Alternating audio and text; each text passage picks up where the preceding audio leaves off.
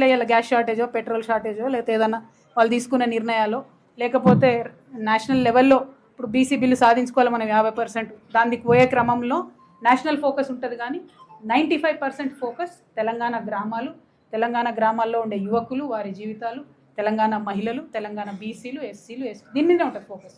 But Telangana సెంట్రిక్గా ప్రాంతీయ party, Telangana ఇంటి party రాబోతుంది. అది మీ నిజామాబాద్ బిడ్డ పెట్టబోతా ఉంది కాబట్టి ఆశీర్వదించాలని కోరుతున్నాను.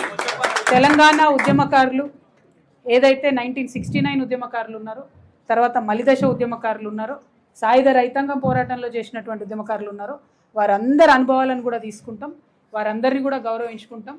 మొన్న ఈ ప్రభుత్వం ఏదైతే చెప్పిందో తెలంగాణ ఉద్యమకారుల కోసం ఒక కార్పొరేషన్ వేస్తాం, 250 గజాలు జాగా ఇస్తామని చెప్పిందో, మొదలు మేమిప్పుడు దాని మీద పోరాటం చేస్తాం.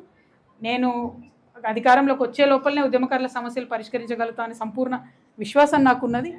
ఒకవేళ ఇంకా ఏమైనా మిగిలిపోతే కూడా ప్రభుత్వంలోకి వచ్చినాక వారి కోసం పనిచేస్తాం. అన్నిటికన్నా ఎక్కువ వారి ఎక్స్పీరియన్స్ని వాడుకుంటాం.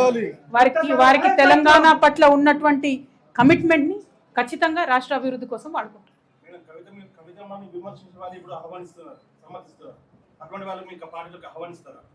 ఎవరైనా సరే ఏముంది, పార్టీ అనేటటువంటి దానికి ఈగో ఉండకూడదు. తెలంగాణ ప్రజల కోసం పనిచేయాలనుకునే ప్రతి ఒక్కరిని ఆహ్వానిస్తాం. అందులో ఆలోచన ఏం లేదు. వ్యక్తిగా నన్ను ఒక సందర్భంలో దూషించి ఉండొచ్చు, ఎందుకు దూషించారో వాళ్ళకి తెలవాలి.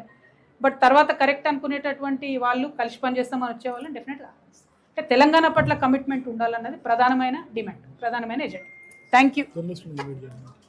జర్నలిస్టులనా? మా నిజామాబాద్ జర్నలిస్టులకు ప్రత్యేక ఆహ్వానం. సరే, మిగతా అందరినీ మళ్ళీ ఆ టైంలో ఇన్వైట్ చేస్తాం, కానీ నిజామాబాద్ జర్నలిస్టులకు కూడా ప్రత్యేకమైనటువంటి ఆహ్వానం పలుకుతూ ఉన్నాం. ఆ రోజు ఎజెండా మీరు వినండి, చాలా బాగా